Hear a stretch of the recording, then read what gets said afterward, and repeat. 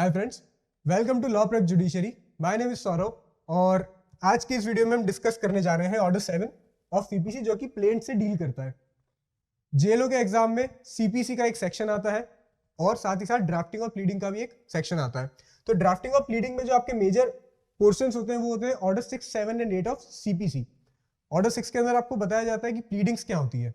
तो प्लीडिंग्स में आपको रूल 1 में बताया जाता है कि प्लेंट और रिटर्न स्टेटमेंट, इन्हें हम प्लीडिंग कहते हैं। और ऑर्डर 7 फर्दर प्रोवाइड करता है आपको प्लेंट के बारे में। अब रूल 1 के अंदर आपको बताया गया है कि प्लेंट के अंदर क्या क्या इंक्लूडेड होता है। तो सबसे पहले हम देखते हैं कि एक अगर आपके पास में प्लेंट होती है, जब आप प्लेंट को ड्राफ्ट करते हैं, देखते हैं, तो आपको क्या देखने को मिलेगा। सबसे पहला पॉइंट होता है नेम ऑफ द कोर्ट। किस कोर्ट के अंदर आप प्लेंट को फाइल करने जा रहे हैं, आप उस कोर्ट का नाम लिखते हैं। हम एक अगली ही स्लाइड में प्लेंट का एग्जांपल लेंगे जिससे और क्लैरिटी आ जाएगी आपको। अभी आप देखिए कि नेम ऑफ कोर्ट होता है सबसे ऊपर, उसके बाद में name, description and place of residence of the plaintiff. Plaintiff का नाम होगा एक एबीसी, प्लेंटिफ का नाम हो गया। डिस्क्रिप्शन में क्या लिखेंगे, ऑक्यूपेशन हो गया, जो भी प्लेंटिफ का जॉब हो गई, प्रोफेशन हो गया, उसके बारे में। प्लेस ऑफ रेसिडेंस प्लेंटिफ का एड्रेस हो जाएगा। अगेन सेम प्रोसेस रहेगा डिफेंडेंट के लिए, नाम XYZ, डिस्क्रिप्शन जो भी जॉब करते हैं, ऑक्यूपेशन है, प्लेस ऑफ रेसिडेंस जो भी एड्रेस है डिफेंडेंट का, आप ये बताएंगे। ये बताने के बाद में अगर प्लेंटिव या डिफेंडेंट में से कोई माइनर है या फिर कोई व्यक्ति अनसाउंड माइंड का है, तो इस चीज को भी आपको प्लेंट में ही मेंशन करना होता है। ओके, माइनर या फिर a person of unsound mind. फिर जब आप प्लेंट इंस्टीट्यूट कर रहे हैं तो किसी ना किसी कॉज ऑफ एक्शन की वजह से ही इंस्टीट्यूट करते हैं। अब कॉज ऑफ एक्शन क्या होता है, so the facts which give you right to sue, ऐसे तथ्य, ऐसे फैक्ट्स जो आपको एक राइट देते हैं, अधिकार देते हैं वाद लाने का। Facts constituting the cause of action, तो आपको वो बताने पड़ेंगे कि कॉज ऑफ एक्शन क्या है हमारा, एंड व्हेन इट अरोज, कि कॉज ऑफ एक्शन कब अराइज हुआ, किस तारीख को, किस डेट को, किस वजह से अराइज हुआ, ये आपको बताना पड़ेगा। अगला पॉइंट है facts showing that the court has jurisdiction. जिस कोर्ट में आप प्लेंट फाइल कर रहे हो, आपको एक पैराग्राफ ऐड करना पड़ेगा स्टेटिंग कि इस कोर्ट के पास ज्यूरिसडिक्शन कैसे है। अगर एग्जांपल लेते हैं कि सूट है रिकवरी ऑफ इमूवेबल प्रॉपर्टी का और प्रॉपर्टी सिचुएट होती है जयपुर में, तो जब आप जयपुर के डिस्ट्रिक्ट कोर्ट के अंदर प्लेंट फाइल करते हैं तो वहां पे आप मेंशन करेंगे कोर्ट का नाम सबसे पहले। फिर आप ये मेंशन करेंगे कि जयपुर के डिस्ट्रिक्ट कोर्ट के पास ज्यूरिसडिक्शन है। उसका रीजन ये है कि जो इमूवेबल प्रॉपर्टी है वो इस कोर्ट के टेरिटोरियल ज्यूरिसडिक्शन के अंदर आती है। तो ये आपने मेंशन कर दिया तो ज्यूरिसडिक्शन प्रूव हो जाता है। Relief which the plaintiff claims, plaintiff relief क्या क्लेम कर रहा है वो आपको प्लेंट में बताना पड़ता है। तो प्लेंट जब आप ड्राफ्ट करते हैं तो उसके लास्ट में एक सेक्शन आता है प्रेयर का, जहां पे आप अपने रिलीफ क्लेम करते हैं। उसमें अगर रिकवरी का सूट है प्रॉपर्टी की तो आप पोजेशन क्लेम करेंगे, रिकवरी क्लेम करेंगे। अगर स्पेसिफिक परफॉर्मेंस का है कि किसी कॉन्ट्रैक्ट को हमको स्पेसिफिकली एनफोर्स कराना है, परफॉर्म कराना है, तो आप वो क्लेम करेंगे।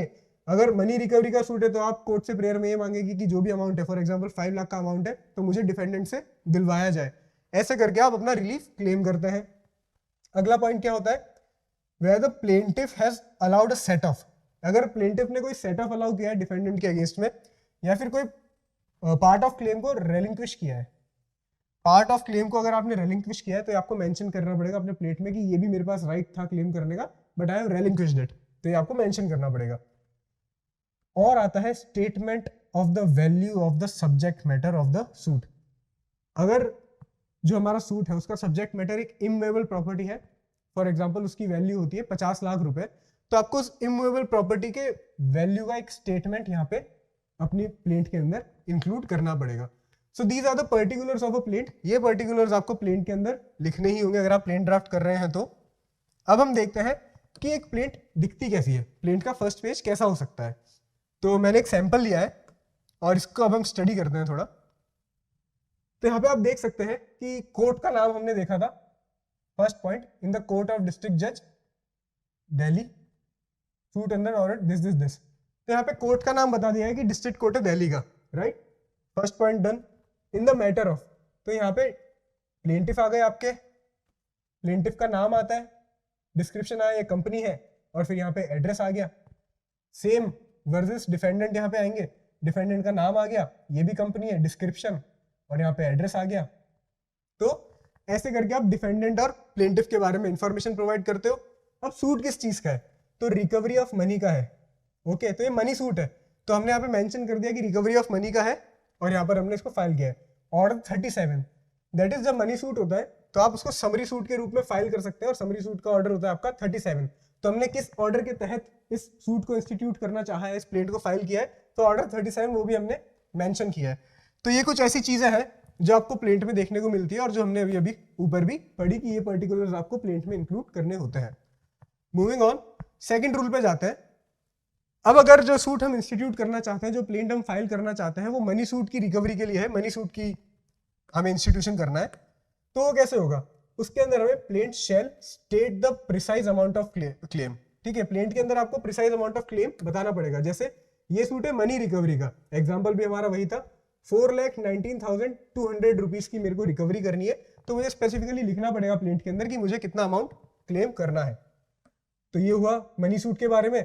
और वहीं पे सब्जेक्ट मैटर जब हमारा इमूवेबल प्रॉपर्टी होती है, तो इमूवेबल प्रॉपर्टी का मुझे डिस्क्रिप्शन देना पड़ेगा मेरे प्लेंट के अंदर। डिस्क्रिप्शन कैसा होगा? मैं उसकी एड्रेस को समझाऊंगा, मैं उसकी लोकेशन बताऊंगा कि ये जो मेरी प्रॉपर्टी है वो कहाँ पे सिचुएटेड है, उसके वेस्ट में क्या है, उसके नॉर्थ में क्या है, उसके ईस्ट में, साउथ में क्या है, पूरी लोकेलिटी को मैं अच्छे से समझाऊंगा ताकि उस प्रॉपर्टी को स्पेसिफिकली आइडेंटिफाई किया जा सके। तो ये होता है where the subject matter of the suit is immovable property, the plaint shall contain a description of such property sufficient to identify it. अब आइडेंटिफाई कैसे करेंगे? तो आपको पूरा डिस्क्रिप्शन देना होगा आइडेंटिफिकेशन के पर्पज से। आगे चलते हैं। रूल 4 क्या कहता है?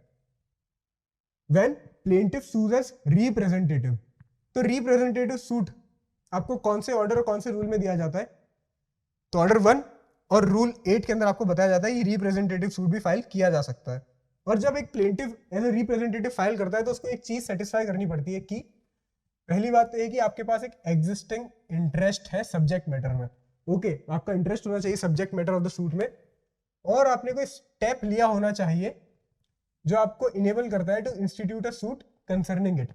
दो स्टेप होते हैं, सबसे पहला सब्जेक्ट मैटर में इंटरेस्ट, और दूसरा आपके पार्ट पर एक step which enables you to institute a suit concerning such subject matter. तो ये होता है आपका चौथा rule, when plaintiff sues as representative.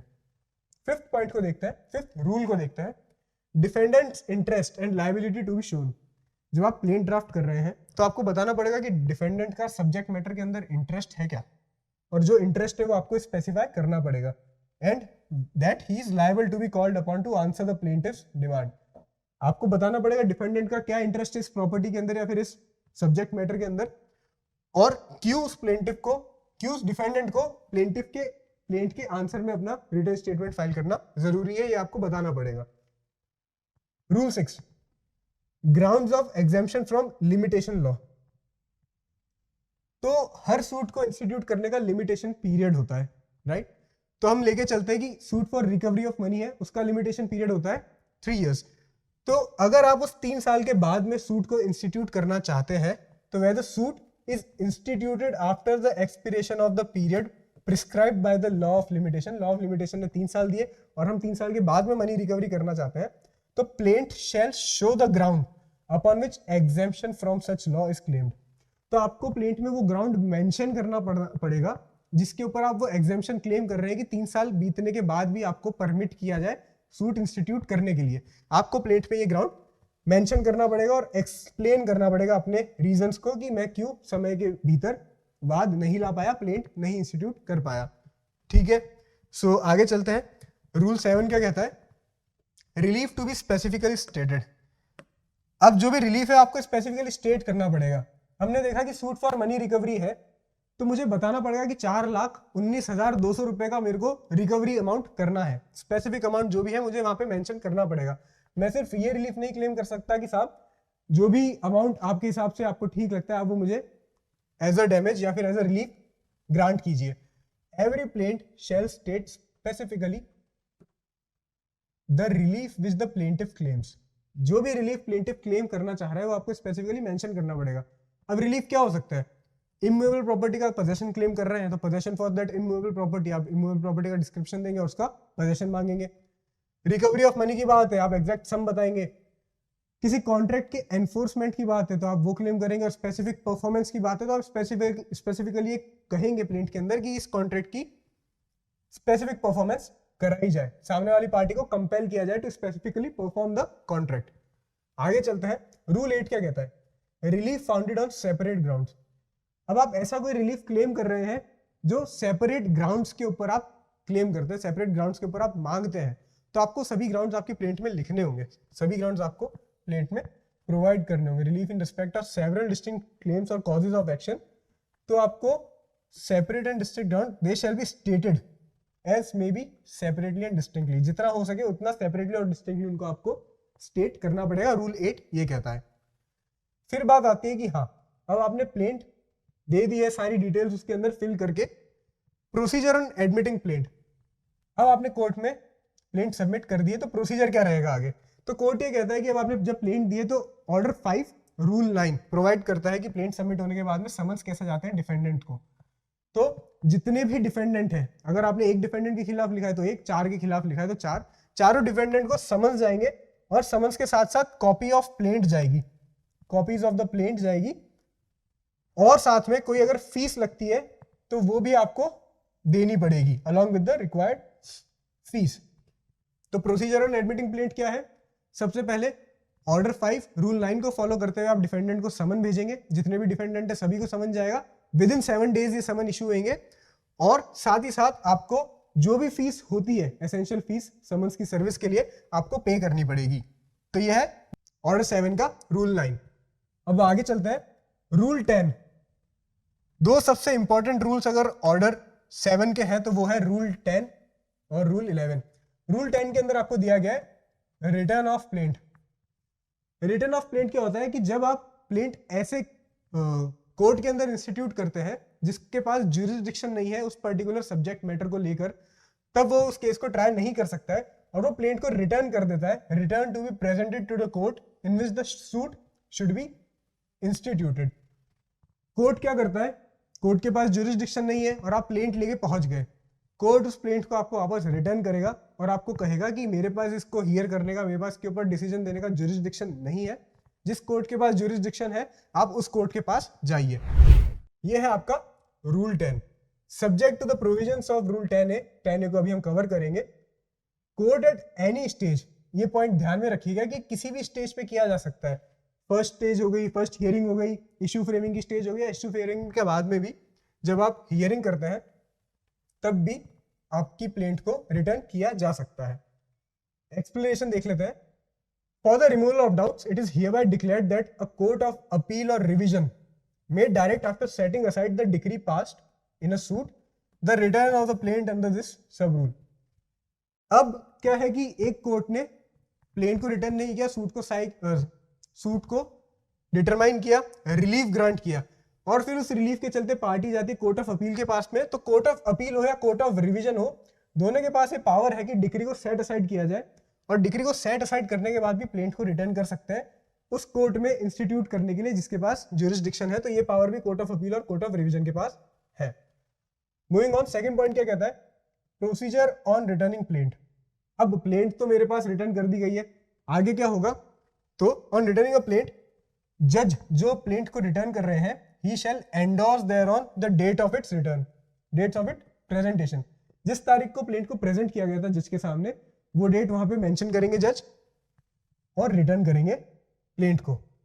Party के नाम को उसके अंदर मेंशन किया जाएगा, एंडोर्स किया जाएगा, लिखा जाएगा, पार्टी का नाम हो गया, डेट हो गई, और लास्ट में एक ब्रीफ स्टेटमेंट कि मैं क्यों उस प्लेंट को रिटर्न कर रहा हूं। ऑर्डर 7 रूल 10 क्या कहता है, कोर्ट के पास रिटर्न करते वक्त जो पावर होती है वो ये है कि जब आप रिटर्न करते हैं तो court is of the opinion that the plaint should B return. तो ये आपको इंटीमेट करना पड़ेगा किसे, प्लेंटिफ को। 10A के अंदर ये बताया गया है कि जब कोर्ट को ये लगता है कि उसके पास ज्यूरिसडिक्शन नहीं है सूट को ट्राई करने का, तो प्लेंट को रिटर्न करेगा, और प्लेंट को रिटर्न करने का जब उन्होंने मन बना लिया है तो वो इंटीमेट करेंगे किसे, प्लेंटिफ को। रिटर्न करने से पहले प्लेंटिफ को बताया जाएगा that we will return your plaint.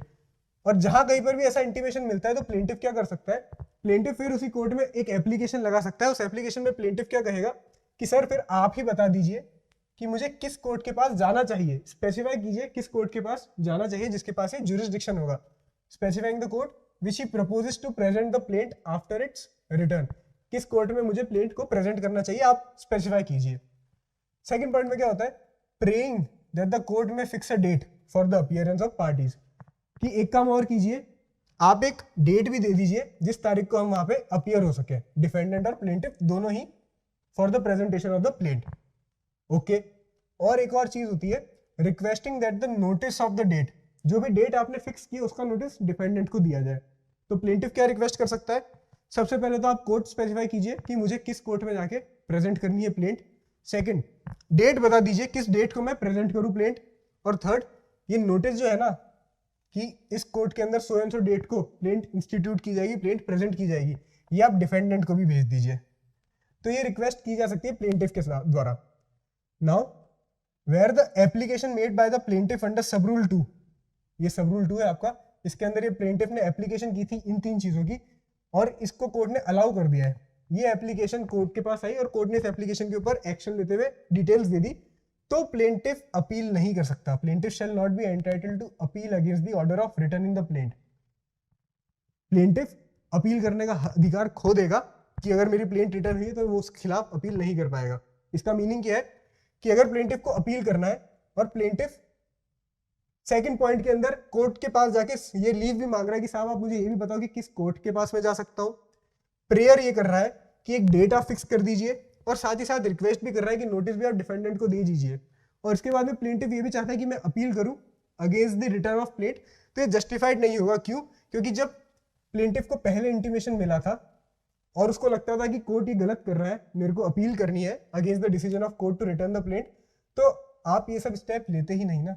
अगर आपने ये सब स्टेप लिए हैं तो आपने एक्वीज किया और आप इस चीज के साथ में रेडी हैं, आप इस चीज को मानते हैं कि प्लेंट रिटर्न होगी और जिस भी कोर्ट में मुझे जाना है मैं जाने को तैयार हूं। तो आपने एक्विजेंस दी अपनी, आप इस चीज को माने हैं, इस वजह से आप अपील नहीं कर सकते कोर्ट के डिसीजन के अगेंस्ट में। सो ये था आपका रूल 10A। रूल 10 और 10A कंप्लीट है, आगे चलते हैं, रूल 10 भी कवर करते हैं। इसके अंदर क्या बताया गया है? Power of appellate court to transfer suit to proper court. तो जब एक अपील की जाती है, where an appeal against an order for the return of plaint, return of plaint का एक ऑर्डर जारी किया गया है और प्लेंटिफ ने उसके खिलाफ अपील की है, तो जो कोर्ट अपील को सुन रहा है, court hearing the appeal confirms such order, और अपील सुनने वाले कोर्ट को भी लगता है कि हाँ जो भी कोर्ट ने डिसीजन लिया है रिटर्न करने का प्लेंट वो सही है, उनकी जगह हम होते हम भी रिटर्न करते हैं।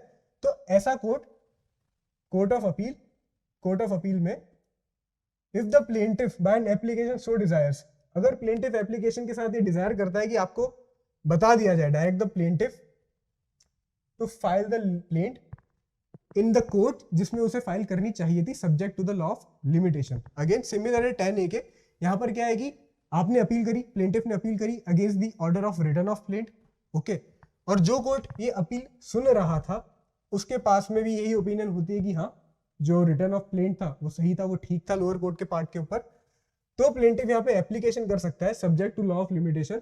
एप्लीकेशन के अंदर ये डायरेक्शन सीख कर सकता है कि आप मुझे बताइए कि मुझे किस कोर्ट के पास जाना चाहिए अपनी प्लेंट को लेकर, the court in which the suit should have been instituted. तो अपेलेट कोर्ट भी बता सकता है कि किस कोर्ट के पास आपको जाना चाहिए, and fix a date for the appearance of the parties in the court. तो आप कोर्ट भी बताइए और एक डेट भी फिक्स कर दीजिए जिसपे हमें अपीयर होना होगा कोर्ट में। तो ये सिमिलर है 10A के। 10A में क्या होता है कि आप अपील नहीं कर रहे होते हैं, 10A में जिस कोर्ट ने रिटर्न किया होता है वही डायरेक्शन देता है ये सारी। 10B में आपने अपील करी है, ऑर्डर 7 रूल 10 के अंदर जब प्लेंट रिटर्न होती है उसकी जब आप अपील करते हैं तो अपेलेट कोर्ट भी ये डायरेक्शन दे सकता है कि आप एक पर्टिकुलर कोर्ट के पास जाएंगे जिसके पास ज्यूरिसडिक्शन है आपकी प्लेंट को सुनने का, आपका सूट सुनने का, और डेट भी फिक्स कर सकता है कि इस डेट को आपको अपीयर होना पड़ेगा कोर्ट के सामने। तो ये था रूल 10, 10A और 10B का सेगमेंट। आगे चलते हैं, सबसे इंपॉर्टेंट रूल जो ऑर्डर 7 प्लेंट से रिलेटेड होता है वो होता है रिजेक्शन ऑफ प्लेंट। तो रिजेक्शन ऑफ प्लेंट के आपको यहाँ पे 6 ग्राउंड्स मिलते हैं।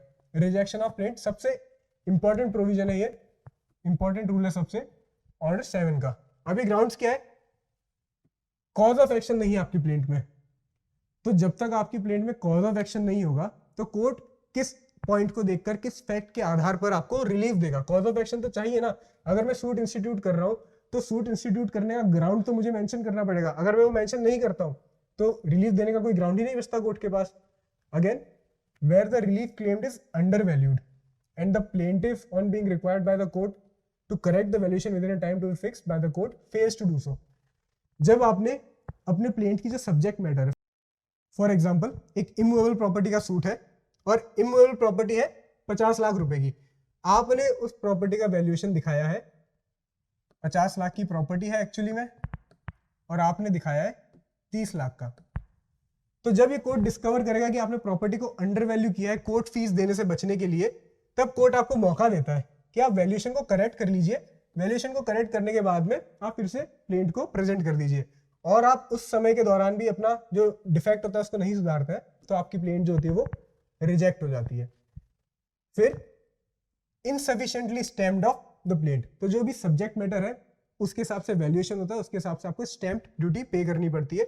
और वहीं पर आपकी जो प्लेंट है इनसफिशिएंटली स्टैम्प होती है। फॉर एग्जांपल अगर 1 लाख रुपए का स्टैम्प आपको वैल्यू में देना है और आप इनसफिशिएंटली स्टैम्प करते हैं 50K का ही दिया आपने, वेरस 1 लाख का आपको पे करना था, तो यहाँ पर आपकी प्लेंट जो है इनसफिशिएंटली स्टैम्प हुई, तो कोर्ट आपको इसमें भी समय देगा कि 10 दिन लीजिए, 15 दिन लीजिए, और विद इन दोस 2 वीक्स आपको स्टैम्प की वैल्यू जो है वो पूरी करनी पड़ेगी। और अगर आप तब भी नहीं करते तो आपकी प्लेंट जो है वो रिजेक्ट हो जाएगी। आगे चलते हैं। Where the suit appears from the statement in the plaint to be barred by any law, that is अगर प्लेंट में ऐसा कोई फैक्ट बताया गया है जिससे पता पड़ता है कि सूट जो है it is barred by any law. Board by any law क्या होता है? तो लिमिटेशन। अगर आपका सूट लिमिटेशन लॉ से बार्ड है तो उसका ट्रायल होगा ही नहीं, आपकी प्लेंट जो है रिजेक्ट हो जाएगी अगर आप लिमिटेशन लॉ से बार्ड हो। Res judicata section 11 of CPC, अगर आपका सूट रेस जुडिकाटा से बार्ड है, again barred by any law, तो वापस से आपकी प्लेंट क्या होगी? रिजेक्ट हो जाएगी। तो ये होते हैं लॉ के ग्राउंड जिनके ऊपर आपका सूट बार हो सकता है, और आपके स्टेटमेंट से कोर्ट को ये अपीयर होता है that it is barred by any law such as limitation और res judicata, then your plaint will be rejected. Point ही क्या है? Where it is not filed in duplicate, तो प्लेंट को आपको डुप्लीकेट में फाइल करना होता है जब आप पढ़ते हैं ऑर्डर 7 को सेक्शन 26 के साथ में और ऑर्डर 4 के साथ में। इन सबको जब आप साथ पढ़ेंगे, ऑर्डर 4 सेक्शन 26 और साथ में ऑर्डर 7, जब आप इन सबको साथ में पढ़ते हैं तो आपको पता पड़ता है कि plaint should be filed in duplicate in the court या फिर to the court officer which the court directs. ठीक है, ऐसे कोर्ट ऑफिसर को जब आप डायरेक्ट करते हैं उसको प्लेंट डुप्लीकेट में फाइल करनी पड़ती है, और डुप्लीकेट में फाइल नहीं की गई है तो रिजेक्ट हो जाएगी, और रिजेक्ट होने के बाद में आपको फिर से देनी पड़ेगी। Where the plaintiff fails to comply with the provisions of Rule 9। अब Rule 9 क्या कहता है? तो Rule 9 कहता है कि जब आपने प्लेंट फाइल कर दिया, एक्सेप्ट हो गई है, उसके बाद का प्रोसीजर क्या होता है?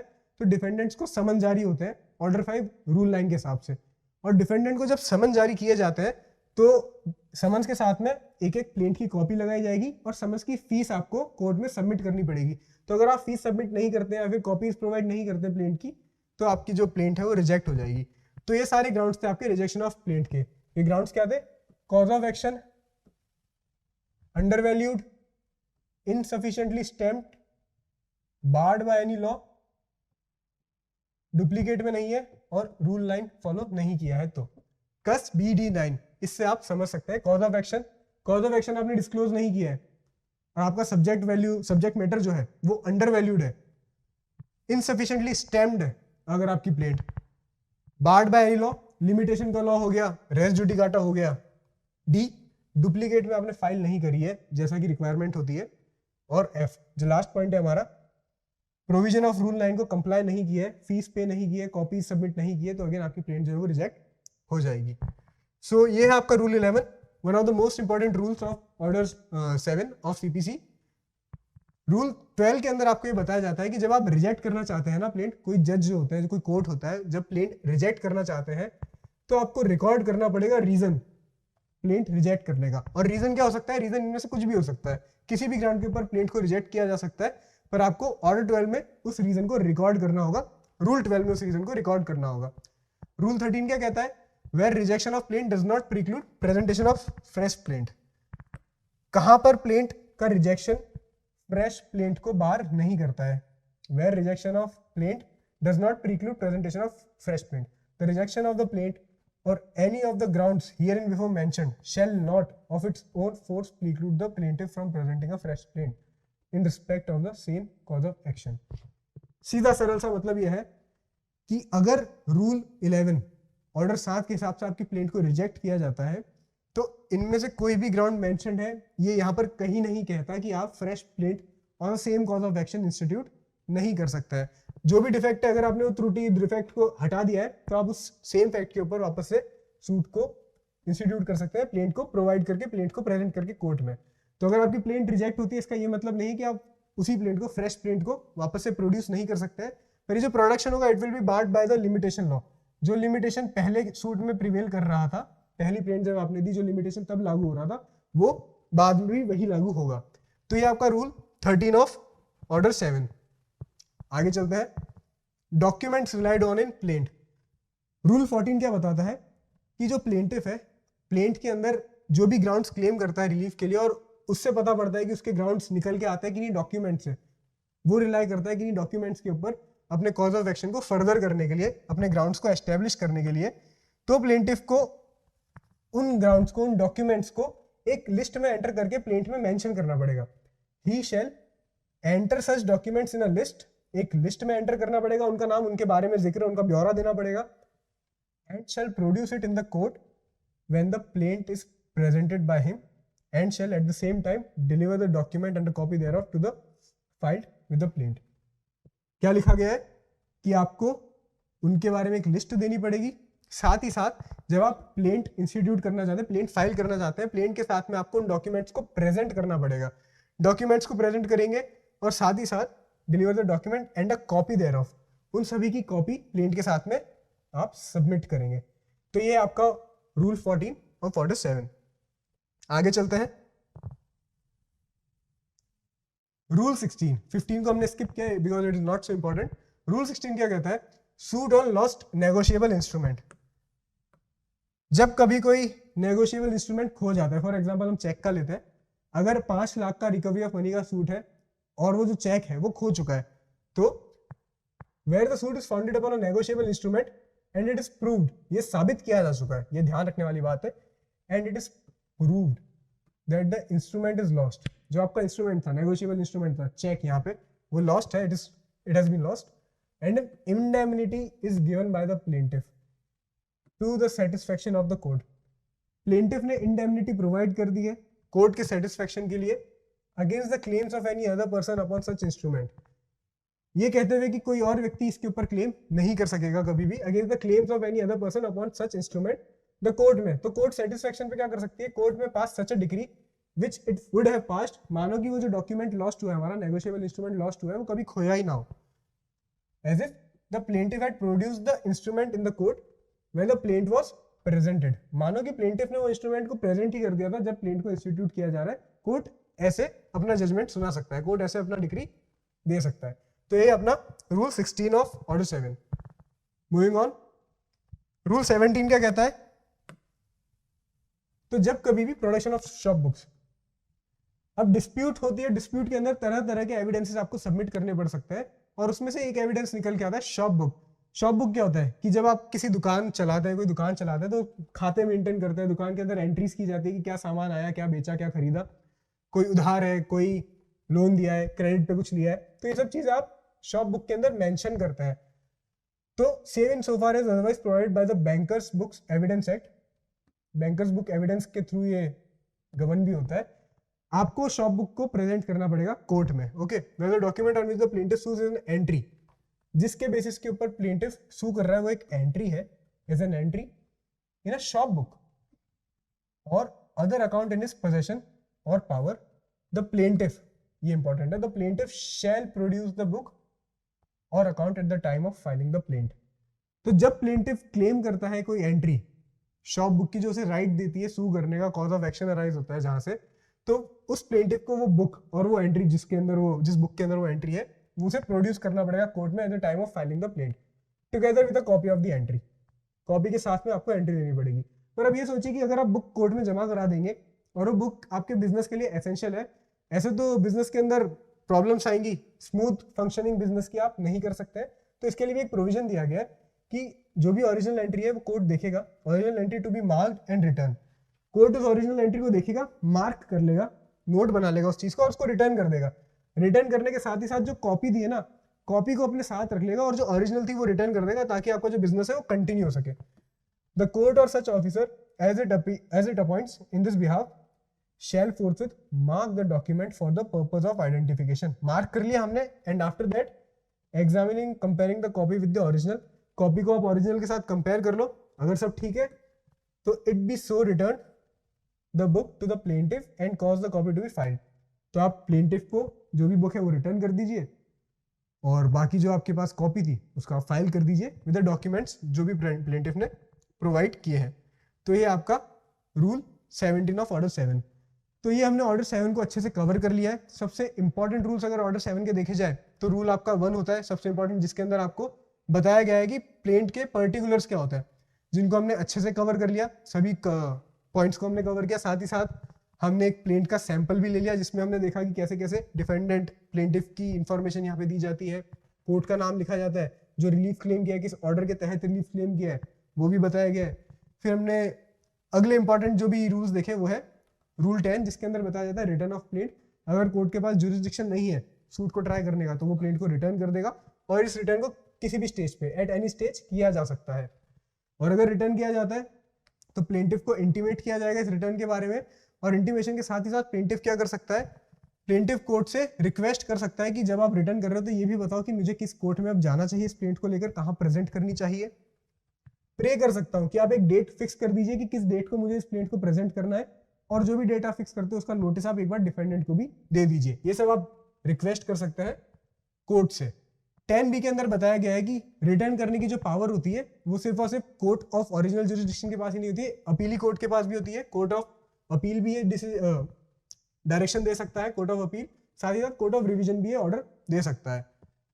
और उसके साथ ही साथ प्लेंटिफ कोर्ट ऑफ अपील और कोर्ट ऑफ रिवीजन से भी ये रिलीफ मांग सकता है कि साहब आप मुझे बता दीजिए कि किस कोर्ट में मुझे प्लेंट को लेकर जाना है, कहाँ प्रेजेंट करनी है, और साथ ही साथ डेट भी फिक्स कर दीजिए. सबसे इंपॉर्टेंट रूल जो हमें देखना है वो है रूल 11, रिजेक्शन ऑफ प्लेंट के क्या ग्राउंड्स होते हैं. तो इन्हीं ग्राउंड्स को आपको अच्छे से समझना है. कॉज ऑफ एक्शन डिस्क्लोज नहीं है, आप रिटर्न कर सकते हैं. अंडर वैल्यूड है आपका सब्जेक्ट मैटर, अगेन रिटर्न हो सकता है. इनसफिशिएंटली स्टेम्ड है, return. Board by any law, law के अंदर हमने देखा लिमिटेशन हो गया, रेस जुडिकाटा हो गया, और लॉ का कोई और ग्राउंड हो जाता है तो वैसे. डी, डुप्लीकेट, अगर आपने प्लेंट को डुप्लीकेट में नहीं दिया तो अगेन वो रिटर्न हो जाएगी, फिर आपको डुप्लीकेट में देनी पड़ेगी फ्रेश प्लेंट. और लास्ट में होता है अगर आपने रूल 9 को फॉलो नहीं किया है. रूल 9 क्या है, तो रूल 9 के अंदर आपको बताया जाता है कि एडमिट होने पर प्लेंट को आपको डिफेंडेंट को प्लेंट के साथ में समन्स के साथ में प्लेंट की कॉपी भेजनी होगी, और साथ ही साथ फीस जमा करानी पड़ेगी, और अगर आप वो नहीं जमा कराते तो आपकी प्लेंट रिजेक्ट हो सकती है. रूल 12 में बताया गया है कि एक बार आपने रिजेक्ट कर दी तो रीजंस बताने पड़ेंगे, और रूल 13 के अंदर ये बताया गया है कि रिजेक्शन की वजह से आप बार नहीं होते हो कि फ्रेश प्लेंट आप नहीं ला सकते. Fresh plaint can be brought and suit can be instituted on the same ground जिसके ऊपर आप इनिशियली वापस से लाए थे. तो ये होता है हमारा ऑर्डर 7, जिसके अंदर हमने सभी मेजर रूल्स को कवर कर लिया है, और आपकी प्रेपरेशन स्पेशली जेएलओ के लिए काफी एडवांटेजेस रहेगा. Thank you and I will see you in the next video.